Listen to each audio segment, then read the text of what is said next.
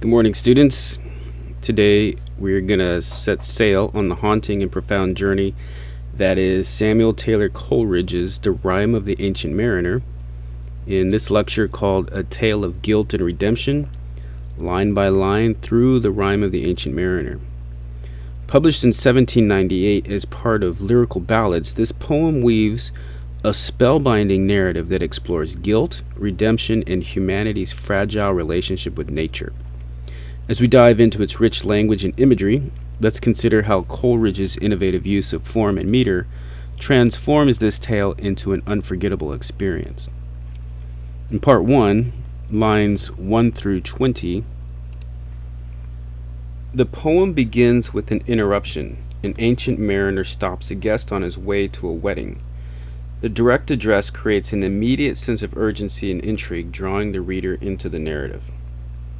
It is an ancient mariner, and he stoppeth one of three. By thy long grey beard and glittering eye, now wherefore stoppest thou me?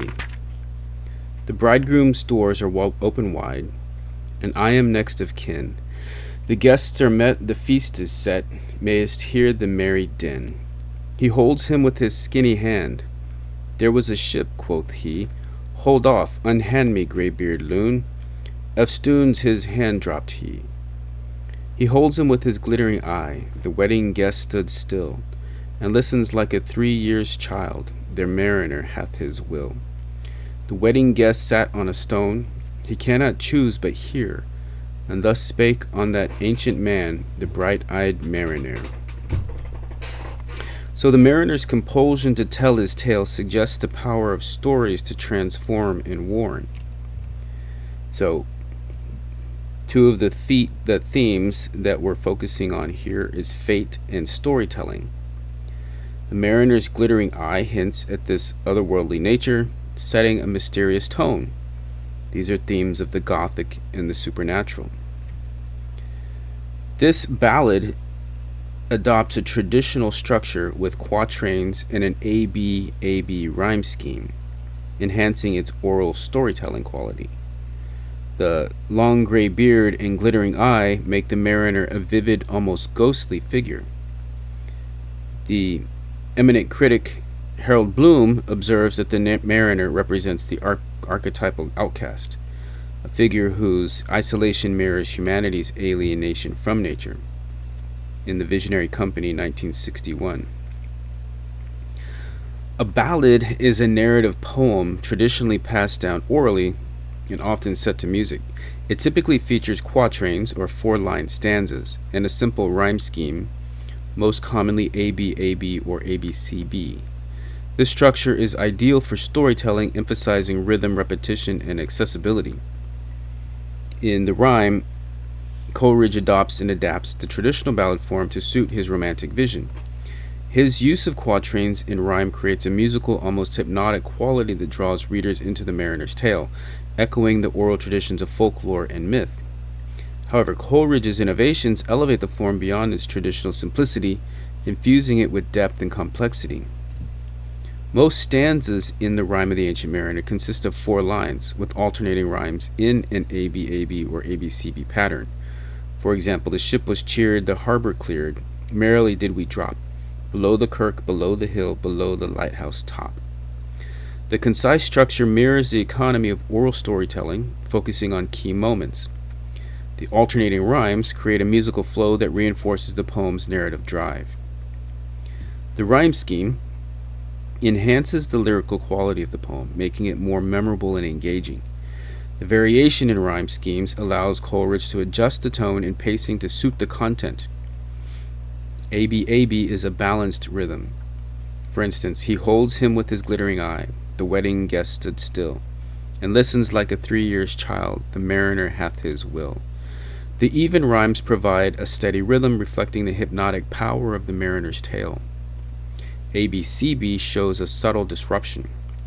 Day after day, we stuck, nor breath nor motion, as idle as a painted ship upon a painted ocean. The unrhymed third line slows the reader's pace, mirroring the crew's stagnation and creating tension within the musicality of the ballad. Coleridge employs repetition and refrains, both hallmarks of ballad form, to enhance the poem's storytelling quality and emphasize key moments. For instance, water, water everywhere, nor any drop to drink. The ice was here, the ice was there, the ice was all around. This builds tension and reinforces the poem's themes of isolation and suffering. It reflects the oral tradition, where repetition aids memorability and rhythm. Coleridge's use of meter and rhyme echoes the musical notes of the ballad form, and this rhythm is often iambic, with alternating lines of tetrameter, or 4 beats, and trimeter, 3 beats. The ship was cheered, the harbor cleared, merrily did we drop. This variation in line length creates a natural cadence, imitating the rise and fall of a storyteller's voice. It also evokes the rhythms of the sea, reinforcing the poem's maritime setting. While Coleridge draws heavily on traditional ballad features, he introduces innovations that elevate the form. Unlike typical folk ballads, which often focus on straightforward narratives, Coleridge layers the rhyme of the Ancient Mariner with symbolic depth, from the albatross to the supernatural elements.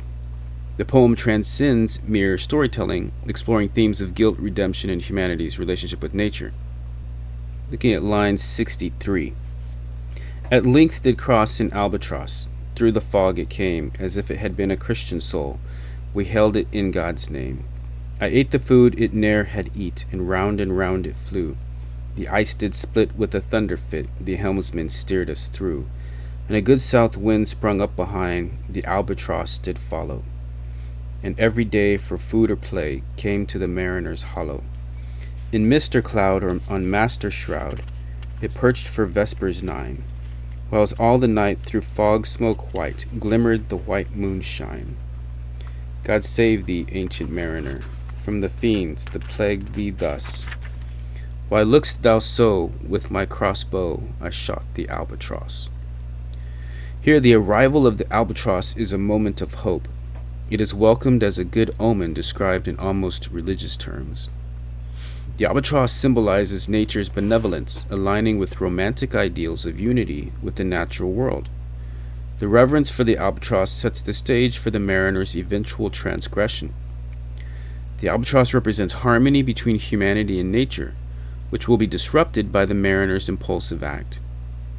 The consistent iambic tetrameter creates a steady rhythm reflecting the calm before the storm. Critic M.H. Abrams notes that Coleridge imbues the albatross with a, quote, quasi-divine quality, transforming it into a moral and symbolic centerpiece. The word alba means white, and tross is a rhyme with cross. So, symbolically, the albatross is a white cross.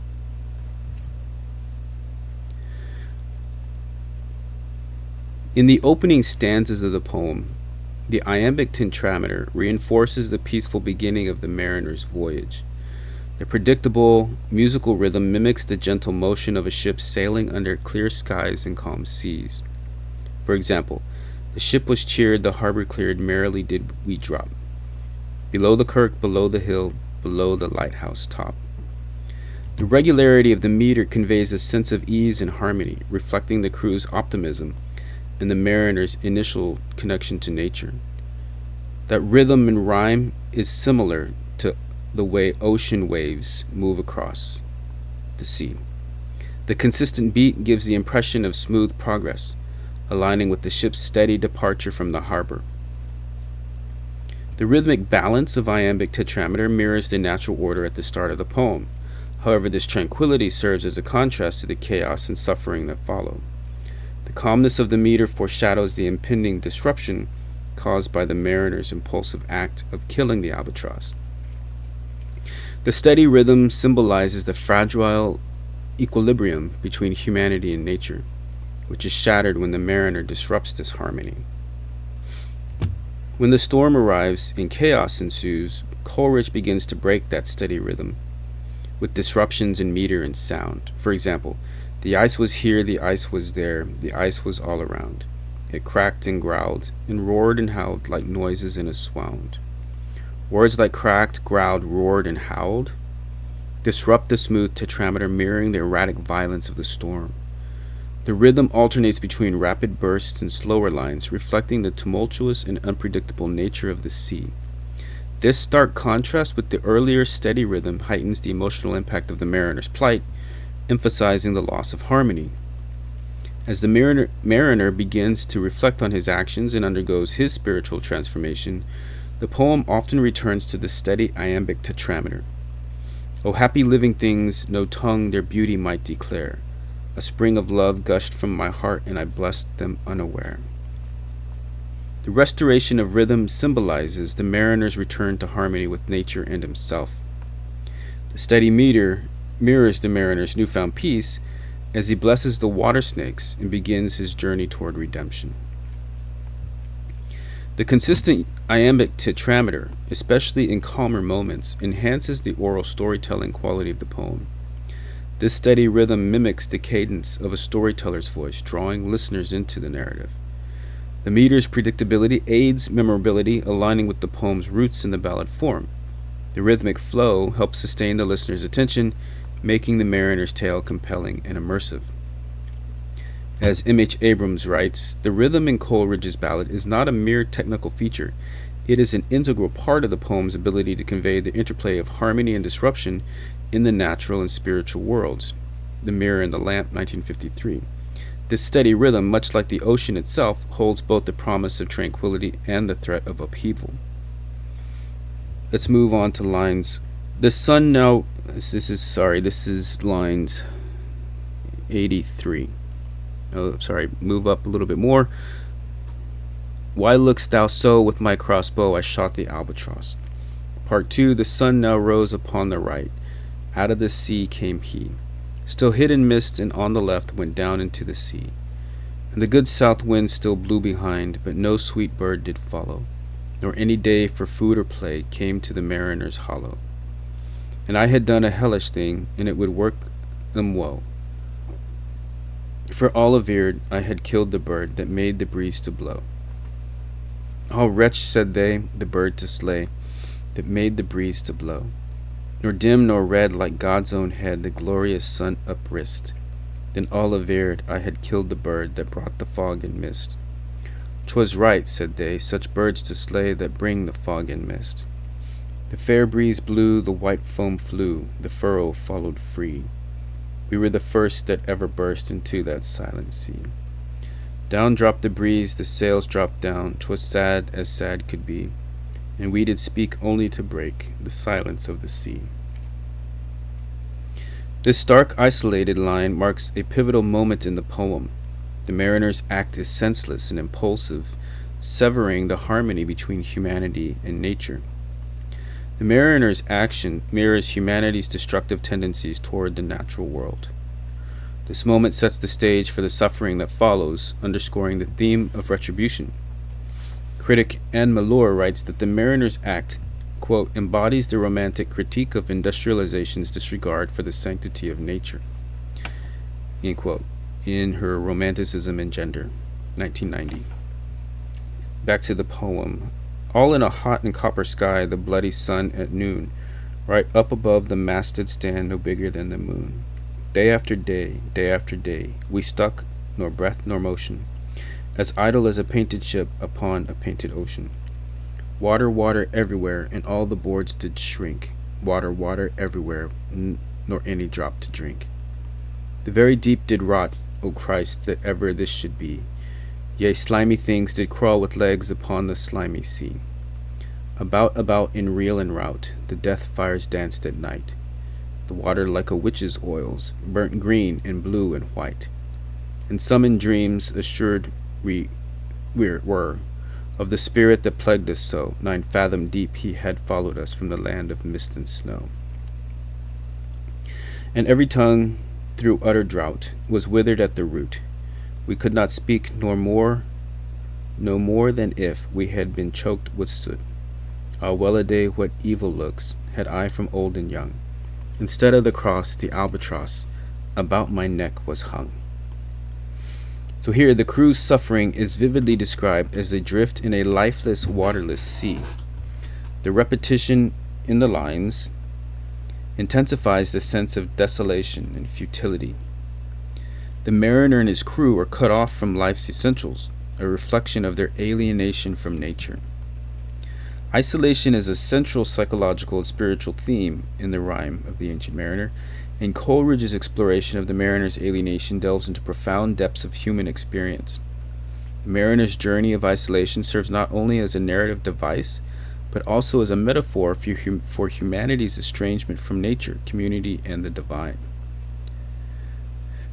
The mariner and his crew experience acute physical isolation when they're stranded at sea.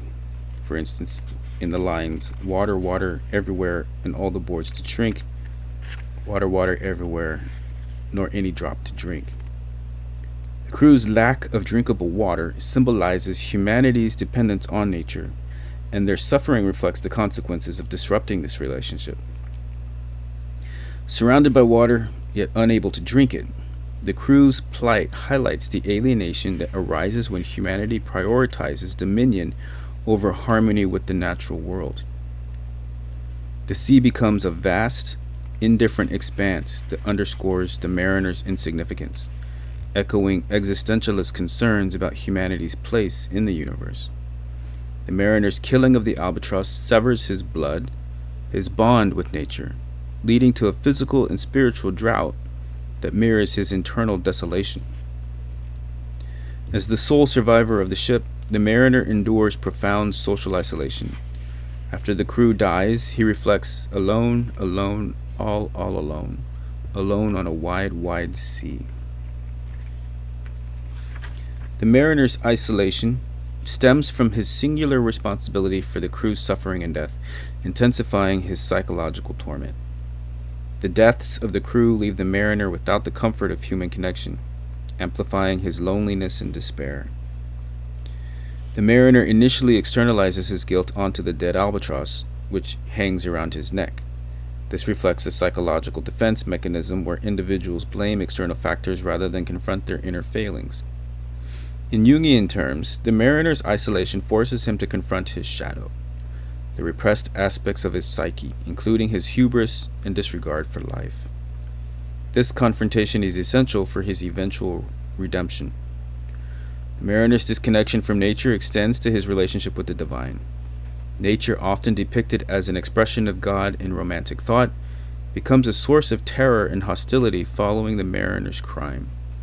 And every tongue, through utter drought, was withered at the root. We could not speak no more than if we had been choked with soot. The inability to speak symbolizes a breakdown in communication with the divine and with one's inner self. The mariner is not only physically and socially isolated, but also spiritually adrift, cut off from the grace that sustains life. The mariner's alienation reflects a psychological void, where the absence of meaning leads to profound despair. This state aligns with the concept of the dark night of the soul, a term used in mystical tradition to describe a period of spiritual emptiness and searching. The depth of the mariner's spiritual isolation lays the groundwork for his eventual transformation, as his reconciliation with nature mirrors his reconnection with the divine. The turning point in the mariner's isolation comes when he blesses the water snakes. A spring of love gushed from my heart, and I blessed them unaware. The mariner's blessing is not calculated but arises naturally, signifying an unconscious reconnection with the world. This moment symbolizes the mariner's reintegration into the web of life, breaking the cycle of isolation. By blessing the snakes, the mariner moves beyond his self-centered guilt and begins to see himself as part of a greater whole. Jungian psychology emphasizes the role of love in healing psychic wounds, and the mariner's act of love toward the snakes marks the beginning of his spiritual restoration. Coleridge's depiction of the mariner's isolation reflects a broader romantic critique of humanity's estrangement from the natural world. The killing of the albatross symbolizes a fundamental rupture in the relationship between humanity and nature, leading to alienation and suffering. The mariner's crime severs him from the sacredness of nature, a central romantic idea. His redemption depends on recognizing the interconnectedness of all life, a lesson that resonates with contemporary ecological concerns. The critic M.H. Abrams writes, quote, Coleridge's Mariner becomes an emblem of modern humanity, adrift in a world where the sacredness of nature has been obscured by the human will to dominate. That's in his The Mirror and the Lamp, 1953. Moving on to the part of his redemption. Let's read part 4, line 224. I fear thee, ancient mariner, I fear thy skinny hand, and thou art long and lank and round, as is the ribbed sea sand. I fear thee and thy glittering eye, and thy skinny hand so brown. Fear not, fear not, thou wedding guest, this body dropped not down. Alone, alone, all alone, alone on a wide, wide sea, and never a saint took pity on my soul in agony. The many men so beautiful, and they all dead did lie, and 1,000 slimy things lived on, and so did I. I looked upon the rotting sea, and drew my eyes away. I looked upon the rotting deck, and there the dead men lay. I looked to heaven and tried to pray, but o'er ever a prayer had gushed. A wicked whisper came and made my heart as dry as dust. I closed my lids and kept them close, and the balls like pulses beat, for the sky and the sea and the sea and the sky lay like a load on my weary eye, and the dead were at my feet. The cold sweat melted from their limbs, nor rot nor reek did they. The look with which they looked on me had never passed away. An orphan's curse would drag to hell a spirit from on high, but oh, more horrible than that is the curse in a dead man's eye. 7 days, 7 nights I saw that curse, yet I could not die. The moving moon went up the sky, and nowhere did abide. Softly she was going up, and a star or two beside. Her beams bemocked the sultry main, like April hoarfrost spread. But where the ship's huge shadow lay, the charmed water burnt alway, a still and awful red. Beyond the shadow of the ship I watched the water snakes. They moved in tracks of shining white, and when they reared the elfish light fell off in hoary flakes. Within the shadow of the ship I watched their rich attire, blue, glossy green, and velvet black. They coiled and swam, and every track was a flash of golden fire. O happy living things, no tongue their beauty might declare. A spring of love gushed from my heart, and I blessed them unaware. Sure my kind saint took pity on me, and I blessed them unaware. The self-same moment I could pray, and from my neck so free, the albatross fell off and sank like lead into the sea. So the turning point comes when the mariner, admiring the beauty of the water snakes, experiences an unbidden moment of love and reverence. The act of blessing the snakes symbolizes the mariner's reconnection with the natural world and a shift toward redemption. The mariner's blessing is spontaneous, suggesting that true repentance comes from the heart, not deliberate effort. This description of the snakes as blue, glossy green, and velvet black elevates them to objects of beauty, challenging the mariner's earlier disdain for nature. The spring of love represents renewal and spiritual rebirth. Critic Anne Malor interprets this moment as a reflection of romantic pantheism, where the divine is found in the smallest of creatures, in her Romanticism and Gender, 1990. Moving on to part 7, in lines 5-14, we're back at the wedding with the hermit, speaking to the wedding guests. This hermit good lives in that wood which slopes down to the sea. How loudly his sweet voice he hears. He loves to talk with mariners that come from a far country. He kneels at morn and noon and eve. He hath the cushion plump. It is the moss that wholly hides the rotted old oak stump. The skiff boat neared. I heard them talk. Why, this is strange, I trow. Where are those lights so many and fair that signal made but now? Strange, by my faith, the hermit said, and they answered not our cheer. The planks looked warped, and see those sails, how thin they are and sere. I never saw aught like to them, unless perchance it were brown skeletons of leaves that lag my forest brook along, when the ivy tod is heavy with snow, and the owlet whoops to the wolf below, that eats the she-wolf's young. Dear Lord, it hath a fiendish look, the pilot made reply. I am afeard. Push on, said the hermit cheerily. The boat came closer to the ship, but I nor spake nor stirred. The boat came close beneath the ship, and straight a sound was heard. Under the water it rumbled on, still louder and more dread. It reached the ship, it split the bay, the ship went down like lead. Stunned by that loud and dreadful sound, which sky and ocean smote, like one that hath been 7 days drowned, my body lay afloat. But swift as dreams myself I found within the pilot's boat. Upon the whirl where sank the ship, the boat spun round and round, and all was still save that the hill was telling of the sound. I moved my lips, the pilot shrieked, and fell down in a fit. The holy hermit raised his eyes and prayed where he did sit. I took the oars, the pilot's boy, who now doth crazy go, laughed loud and long, and all the while his eyes went to and fro. Ha ha, quoth he, full plain I see, the devil knows how to row. And now, all in my own country, I stood on the firm land. The hermit stepped forth from the boat, and scarcely he could stand. Oh, shrieve me, holy man, the hermit crossed his brow. Say quick, quoth he, I bid thee say, what manner of man art thou? Forthwith this frame of mine was wrenched with the woeful agony, which forced me to begin my tale, and then it left me free. Since then, at an uncertain hour, that agony returns, until my ghastly tale is told, this heart within me burns.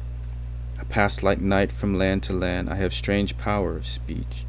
That moment that his face I see, I know the man that must hear me, to him my tale I teach. What loud uproar burst from that door? The wedding guests are there, but in the garden bower the bride and bridemaids singing are, and hark the little vesper bell, which biddeth me to prayer. O wedding guest, this soul hath been alone on a wide, wide sea. So lonely 'twas that God himself scarce seemed there to be. O sweeter than the marriage feast, 'tis sweeter far to me, to walk together to the kirk with a goodly company, to walk together to the kirk, and all together pray, while each to his great Father bends, old men and babes and loving friends, and youths and maidens gay. Farewell, farewell, but this I tell to thee, thou wedding guest, he prayeth well who liveth well, both man and bird and beast.